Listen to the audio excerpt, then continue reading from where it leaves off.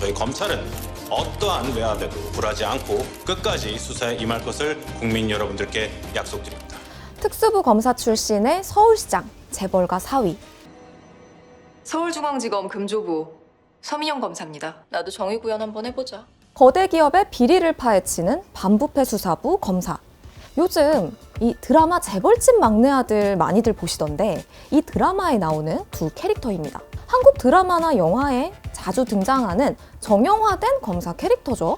늘 어떤 정치적 사건 중심에 있는 이미지들. 오늘은 우리가 아는 그 검찰 이야기 좀 해보려고요.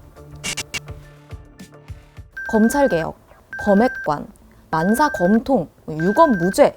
올해는 유난히 뉴스에서도 검찰 관련 각종 수식어가 자주 등장한 한 해였어요. 근데 앞에서 말한 드라마도 그렇고 요즘 나오는 뉴스들도 보면 근본적으로 담고 있는 명제가 하나 있는 것 같아요. 바로 검찰은 힘이 세다. 그렇다면 검찰은 어떻게 힘을 키울 수 있었을까요?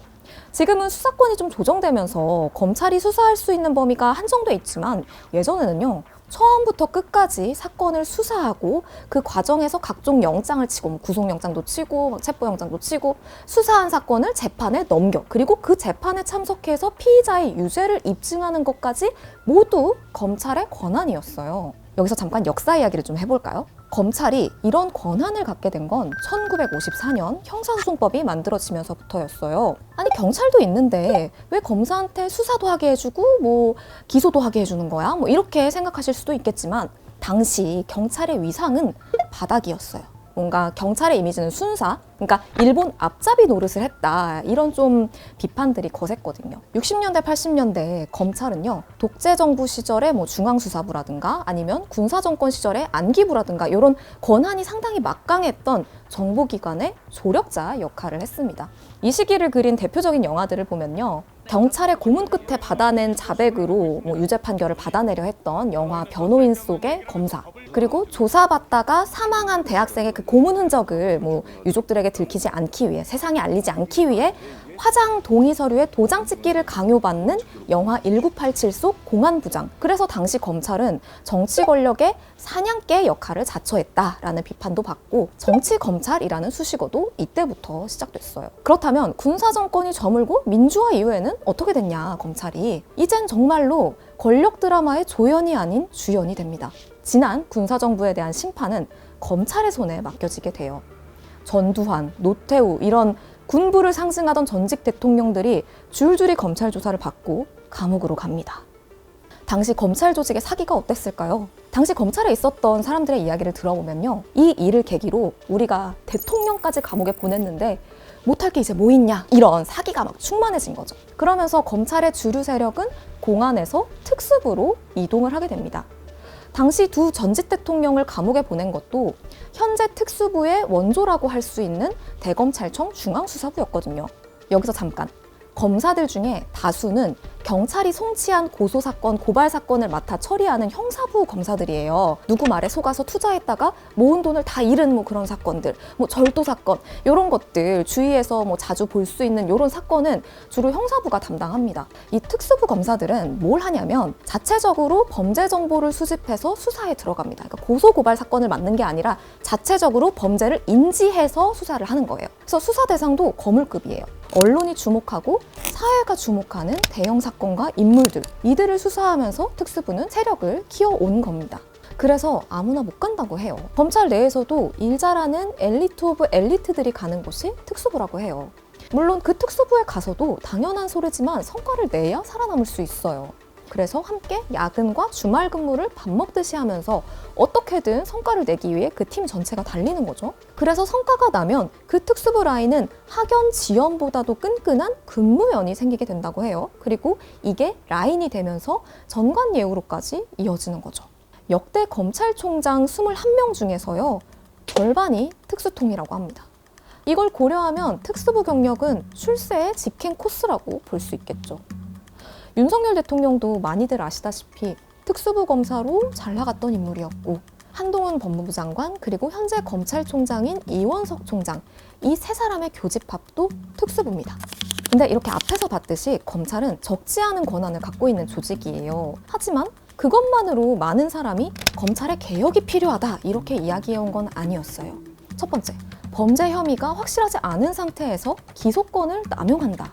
2013년에 서울시 공무원이었던 탈북민 유우성 씨를 검찰이 간첩 혐의로 기소했었던 사건이 있었죠. 그 과정에서 검찰이 제출한 증거가 조작된 사실 등이 밝혀지면서 여러 가지 이유로, 그 밖에 여러 가지 이유로 이 혐의가 무죄가 납니다. 근데 다음에 검찰이 유 씨를 이번엔 다른 혐의로 재판에 넘긴 거예요. 근데 이건 이미 2010년에 혐의가 경미해서 기소유예 처분을 받은 거였어요. 근데 추가 증거 없이 또 기소한 거예요. 그래서 지난해 대법원은 이 검찰의 기소를 기각하면서 해당 사안을 공소권 남용 사례라고 언급을 합니다. 그러니까 검찰이 가지고 있는 이 기소권을 남용했다라고 인정한 첫 사례였던 거죠. 그리고 이런 비판도 있어요. 고소고발 자료들을 묵혀놨다가 특정 시점에 꺼내는 어떤 캐비닛 수사라고 하죠. 이런 관행도 늘 지적받아온 것이었죠. 바깥으로 향한 날선 칼날에 비해서 한없이 무딘 제 식구 감싸기식 수사도 늘 이제 비판의 도마에 오르는데 검찰이 검사가 저지른 사건을 재판에 넘긴 비율은 5년간 0.13%에 불과했다고 해요. 이렇게 권력을 감시하려다 스스로 무소불위의 권력이 된 검찰이 무겁게 받아들여야 할 비판들이 많습니다. 그래서 역대 정부에서는요, 검찰 조직을 슬림화하기 위해서, 권력을 최대한 분산시키기 위해서 애써왔어요. 김대중 정부 때는 뭐가 있었냐면요, 우리가 잘 아는 특별검사, 특검제도가 처음 도입이 돼요. 고위공직자 관련 범죄의 수사와 기소를 이 정권의 영향을 받을 수도 있는 정규 검사가 아니라 독립된 특별검사에게 담당하도록 한 제도죠. 그리고 노무현 정부 때는요, 작년에 출범한 공수처, 이 고위공직자 범죄수사처의 첫 논의를 시작합니다. 그리고 이명박 정부 때는요, 경찰이 수사를 시작할 수 있는 권리가 법에 처음 명시가 됐고요. 박근혜 정부 때는 제가 아까 말했던 대검찰청 중앙수사부가 폐지됐고, 문재인 정부에서는 검찰의 직접 수사 범위가 제한되고 경찰에 대한 수사지휘권을 폐지하는 수사권 조정안이 통과됩니다. 현재는 부패범죄와 경제범죄로 검찰의 직접 수사권을 한정해 놨었는데 이걸 법무부가 시행령으로, 그러니까 세부 규정으로 직접 수사 범위를 일부 되살려놔서 여전히 논란이 계속되고 있고요. 어쨌든 검찰의 권한이 상당히 크다. 그리고 이 권한을 어떻게 분산시킬 것인가? 그리고 어떻게 검찰의 정치적 중립성을 지킬 것인가? 진짜 검찰이 해야 할 역할은 무엇인가에 대한 문제의식은 진영에 상관없이 존재해왔어요. 윤석열 대통령도 2019년 7월에 당시 검찰총장 후보였을 때 인사청문회에서 검찰의 수사기소권 분리는 매우 바람직한 방향이다 라고 말하기도 했었거든요. 수사권과 기소권을 분리시키는 방안에 대해서 어떻게 생각하십니까? 저는 아주 매우 바람직한 방향이라고 생각하고 있습니다. 네. 하지만 수사권을 검찰이 아닌 경찰에 맡기는 게 이건 또 그게 더 나은 방향이냐. 사실 최근 이태원 참사에서도 봤지만 경찰이 과연 그 일을 대체할 역량이 있고 믿을 만한 조직인지에 대한 문제 제기가 여전하고 또 검찰 권한의 핵심인 이 기소권에 대해서는 어떻게 견제 수단을 마련할 것인지 이런 방법론에 대해서는 현재까지도 첨예하게 의견이 나뉘는 상황이에요. 근데 돌아보면 한국은 과거부터 현재까지 정치적 사건을 검찰 수사의 형식으로 해결을 해왔어요. 그렇게 사회 분위기가 바뀌고 검찰의 영향력은 더 확장되어 온 게 어떻게 보면 한국의 역사였습니다. 물론 거기에는 검찰이 오랜 시간 축적해온 어떤 수사 역량도 한몫했을 거고 그 수사 결과로 시작된 긍정적인 사회 변화 또한 존재할 겁니다. 근데 제가 이번 방송 준비하면서 이 이야기 저 이야기를 막 취재를 해봤거든요. 근데 검찰의 인지수사로 사회가 바뀌는 방식은 현대적인 방식은 아니다. 바뀔 필요가 있다라고 말하는 검찰 내부의 시선도 존재하더라고요. 이 시점에서 우리가 원하는 검찰의 모습은 어떤 모습인지 좀 생각해보게 됩니다. 듣동너 여러분들의 생각은 어떠세요? 매일 아침 7시 듣동나가 여러분의 습관이 됩니다.